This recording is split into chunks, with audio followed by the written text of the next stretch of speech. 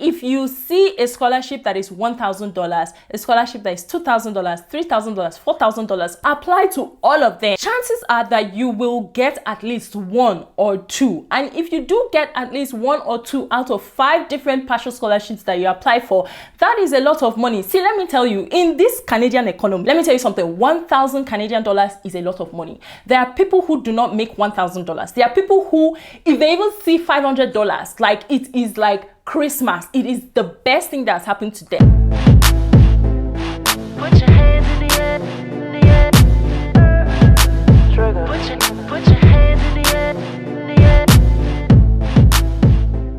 Hi everyone, welcome to my YouTube channel. My name is Nikki, aka Ada Canada. I make videos about studying in Canada, immigration, and I do a bit of vlogging about Canada, the lifestyle, my life in Canada. Whatever it is that you're looking for, if you're looking for information on studies, immigration, if you're just generally about how the lifestyle is through my lens as a Canadian or as an international person who's about to enter Canada, or generally you're just so fascinated by this very great country, then you've come to the right channel. Today's video, I'm going to be talking about some of the ways in which you can fund your education in Canada, especially as an international student. Now, the reason why I'm making this video is because I received an email, I think it's a couple of weeks back. Someone was asking me a whole bunch of questions, because that's what you guys usually do. You guys throw so many questions at me at the same time. So someone was asking a whole bunch of questions about funding your education in Canada. Now, obviously, I've made previous videos on scholarships and how you can come to study in Canada for free and all of that. And this person was like, what if you don't get a scholarship, but you get an admission? So how are you able to pay your tuition? How are you able to pay your living expenses? How are you able to fend for yourself, pay your bills and all whatnot? And I was like, okay, yeah, good question. Maybe I can make a video out of this. This video can help you all out there. These ways in which you can fund your education in Canada, these are tried, tested, and trusted. Like, these are like so common. These are the ways in which like different people have tried it, different people have done it, they've been able to figure out what works for them. I'm just here to kind of give you that information, just kind of clarify some doubts that you might have when it comes to like funding your education in Canada if you don't get a scholarship. All right, so without wasting too much time, let's just get right into the video. The first guaranteed way of funding your education in Canada is through scholarships and grants. Scholarship is basically a financial award that is given to you as a student to recognize your academic achievements, your academic merits, you know, what you've done academically. Most of the time, scholarship is based on academic merit. There's always the academic component, even if there are other components like extracurricular activities, volunteering, community service, and all whatnot. There's always that academic component that is attached to a scholarship. And this is why most of the time, not even most of the time, every time, whenever I make a scholarship video, I always make it a point of duty to state that make sure your grades are high, okay? Make sure your grades are top notch. If you're looking to apply to any one of the scholarships that I've mentioned, just make sure that you've got the grades for it. Grants, on the other hand, is a financial award that is given to you as a student for a specific purpose. Most of the time, when we hear the word grant, we automatically think research, and you are not wrong if you think in that direction, because typically grants are meant for research purposes. If you are into a research program of some kind, say maybe you're doing your master's or your PhD, you can access grants. There are so many grants that are available. If you are a permanent resident or a citizen, you also have access to grants by way of student loans. So if you're applying for a student loan as a permanent resident or a citizen to fund your education, there is also a certain amount of money. It's called a grant that the government will give you just to kind of like assist, encourage, push you in the right direction to help you financially with your education. I do encourage everyone to apply for a scholarship as long as you meet those requirements, as long as your grades are top notch. Apply for a scholarship, apply for a grant. You never know. Even if it's not a full scholarship, apply to as many partial scholarships as there are that are available. I've had like a few comments in some of my previous videos where I've been attacked. Like, people have literally attacked me. People have literally given me heat because I mentioned partial scholarships that students can apply for, and they're saying that my videos are not informative because those scholarships are not fully funded scholarships. And I'm like, it's still a scholarship. This is why I say that if you see a scholarship that is $1,000, a scholarship that is $2,000, $3,000, $4,000, apply to all of them. Chances are that you will get at least one or two. And if you do get at least one or two out of 5 different partial scholarships that you apply for,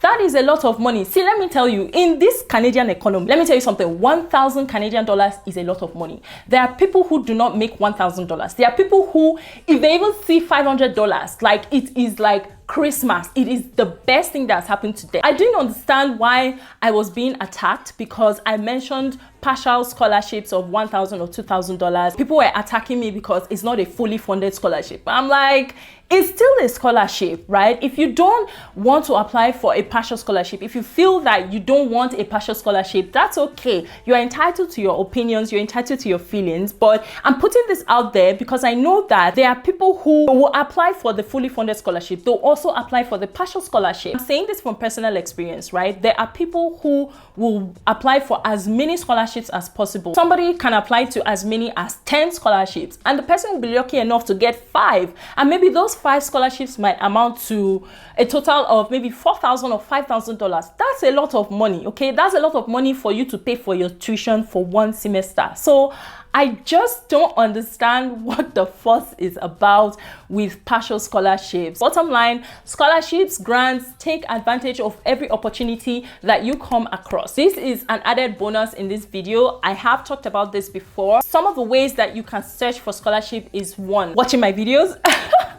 Anyway, I'm just kidding. But yeah, if you watch my videos, then you will be able to gain insight on some scholarships that you've never even heard of or probably have never come across. Another way that you can search for scholarship is by going on the Government of Canada website, the educational section or financial aid section or students section, somewhere on the Government of Canada website. That is where I get some of the scholarships that I'm able to come and talk to you about in my scholarship videos, okay? So Government of Canada website has a lot of information on scholarships that are applicable to bachelor's, master's, and PhD. Also, another way that you can search for scholarship is by going directly on the school website. I've mentioned 1,001 schools. Okay, I'm just kidding. I've mentioned like at least more than 20 different schools and colleges in Canada. Go to either the financial aid section or financial section or tuition section. There is always a section that has to do with scholarships or financial aid. That is another good place where you can find out information pertaining to scholarships that apply to you guys. The second way of funding your education in Canada is through research or teaching assistantship. This one is more specific to those of you who are into research, coming in for a Master of Science degree or a PhD. Research assistantship, teaching assistantship is one of the ways that you can use to offset your cost of education in Canada. It's just a little different from scholarship. With research and teaching assistantship, it's something that you have to discuss with your research supervisor, and this is why I always say in my video, if you are planning to come to Canada to study for a master's degree or a PhD, you have to contact a research supervisor first. When you get an approval from a potential supervisor, they can even offer you that teaching assistantship or research assistantship. The teaching or the research assistantship is usually based on something that you discuss with a potential supervisor. What it entails is that you're doing research, you're working for your potential supervisor, and the supervisor is paying you. The supervisor is paying you to do work for them. So you're working under them. They're paying you a certain amount of money. Sometimes they'll even pay your tuition for the semester and give you whatever is left. For example, if you are a research assistant for a potential supervisor for your master's degree, you could get up to $2,000, $2,500, or even $3,000 a month. That's a lot of money. That's a substantial amount of money that can pay for your rent, your feeding, and all whatnot while you are working for your instructor. The instructor will also sometimes, not in all cases, but sometimes the potential supervisor will fund your education. I've had a friend who studied for a master's degree here, and she got the research assistantship position with her instructor. And so what happened was every semester the instructor pays for her tuition. Her tuition is around $2,000 $2,000, $3,000 in a semester. So the instructor pays for tuition, and then whatever is left out of that money is what she gets as stipend. So she gets around $1,000 after everything is all settled. She gets around $1,000. That $1,000 is what she uses to fend for herself. Technically, $1,000 isn't really enough for you to fend for yourself, so she has to supplement by working part-time alongside the research position. So basically she's doing two jobs in order to survive. Yeah, a research assistantship position is a good way to offset the cost of your education, because you are working for a supervisor, you're doing research, and in turn they are paying for your education. You have to be able to give something back in return. Sometimes you get to teach students, that's the teaching assistantship. You're working for your supervisor, but at the same time you're teaching maybe some undergraduate students. The next way you can offset the cost of your education in Canada is through bursaries. Bursary is simply a financial award given to a student on the basis of financial need. In this case, there is less emphasis on your academic merit and more emphasis on financial need. So like you are really low on income, like you're really broke.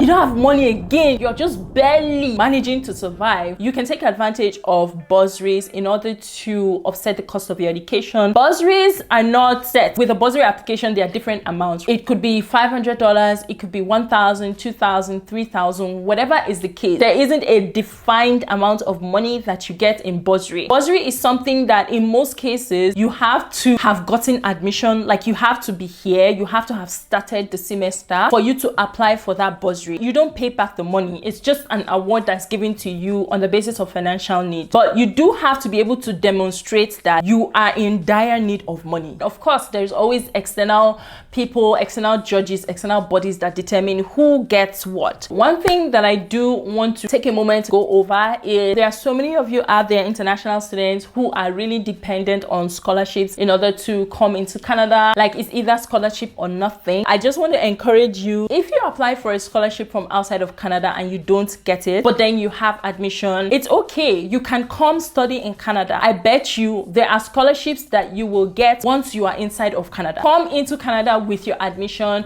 with your visa, with your study permit. Just come into Canada. There are scholarships that you will be able to access once you are inside Canada. Bursary is one of those things that you have easier access to once you have already started with your education. I don't know how it is for most schools in Canada. Maybe it's different, but I know that for some schools, bursary application does not open until the semester has started. That's why I'm saying you need to already be here in Canada. You need to already have started your education. Within the first 1 to 2 to 3 weeks of the semester, the bursary application opens and then you can apply for that bursary. One thing that I also want to reiterate is the fact that and this is more especially for those of you who are like so dependent on scholarships, like it's either scholarship or nothing. Scholarship is like a competition. It's like a game. If you are in, I don't know, Nigeria applying for a scholarship with whatever grades, whatever requirements, whatever documents that you have, there's also someone else who is in China that is applying for the same scholarship. There's someone in Australia applying for the same scholarship. There's someone else in Ukraine that is applying for the same scholarship. And you have external judges. You have people who are judging you based on what you are bringing to the table. Different people all over the world, thousands of people all over the world that are looking for the same scholarship that you are looking for, applying for the same scholarship that you are applying for. Do all of you have the same grades? No. There are some people who are in the first class range, some people are in the second class upper range, some people who are in second class lower range. There are different ranges of results, different ranges of grades, different ranges of GPA. You all do not have the same grades, and that's why in as much as you all stand the chance of winning a scholarship, not everybody will be able to get a scholarship before they can come into Canada to study. And that's why I'm saying that if you try your hardest possible best to get a scholarship, to apply for a scholarship, but you don't get a scholarship, you don't get a merit scholarship or any of those things, it's not the end of the world. If you are able to try and bring yourself into Canada and start school, and I bet you there are many more scholarships that will be available to you, that you will be able to access, that will be at your disposal once you have started school. There are some scholarships that you may not be able to have access to just because you're not here in Canada, you haven't started your education. But once you start your education, once you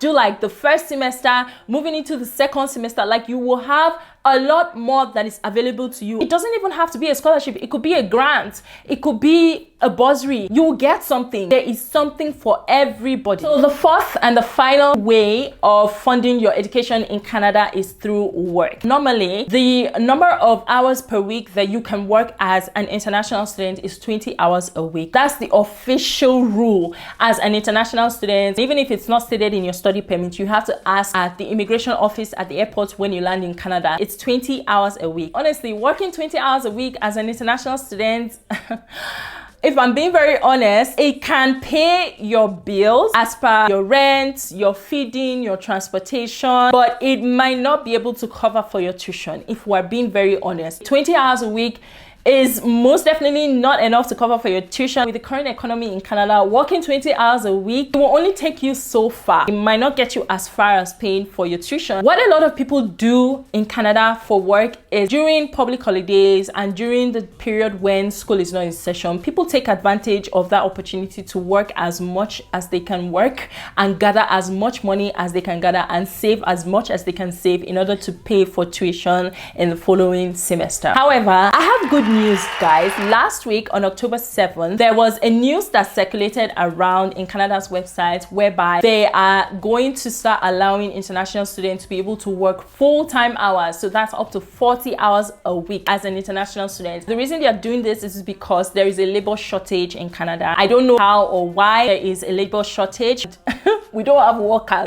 That's the truth. We don't have workers in Canada. The government is looking for people to work. Starting from November 15, 2022, as an international student, you will be able to work full-time, 40 hours a week while you're attending school. Is it possible to work 40 hours a week and go to school? I think it's possible, but it's very, very difficult. I mean, like, the education here is very stressful. There's always something that you have to submit. There's always an assignment or test or exam that you have to write every week or every other week. You just have to be able to divide your time, plan yourself accordingly. A lot of people do it. It's not impossible. It's just a lot more difficult or challenging working full-time, 40 hours a week, and also going to school. Employers are facing unprecedented challenges in finding and retaining the workers they need during this period of economic recovery and growth. The government of Canada is continuing to take concrete actions to address current labor needs. The Minister of Immigration has announced a temporary lifting of the 20-hour per week cap on the number of hours that eligible post-secondary students are allowed to work off campus while class is in session. This is going to run from November 15th, 2022 until December 31st, 2023. International students who are in Canada and who have off-campus work authorization on their study permit will not be restricted by the 20-hour per week rule. If you're working full-time, which is 40 hours a week, you'll be able to fend for yourself. It is doable. There are people who are doing it. I don't know how they're able to do it and still succeed. So I think this is good. I think this is a good opportunity to take into consideration. So if you're applying to come study in Canada right now, or in January, or in the spring, which is in May, or even if it's next year fall, you have the opportunity of working full-time up until December 31st, 2023. All right, guys, so these are some of the guaranteed ways that I know that are tried, tested, trusted, that people have used in order to fund their education in Canada. And I hope this video was helpful for you. I hope that you got some value. I hope that you got some insights from this video. Please like this video, give it a thumbs up. Thank you so much for 17,000 subscribers. We are gradually moving forward. I'm here for it. Comment down below on any questions that you have regarding funding your education, or, you know, fending for yourself, paying your bills and all whatnot in Canada, and I'll get right into it because I read your comments. Subscribe, guys. My analytics is telling me that there are so many people who watch my videos but they haven't yet subscribed. Come on, please subscribe to my channel. Turn on your post notifications so that you don't miss any time I upload a new video. You'll be the first to know. I will see you guys in my next video. Stay safe. Bye. Look what you done started. Keep shaking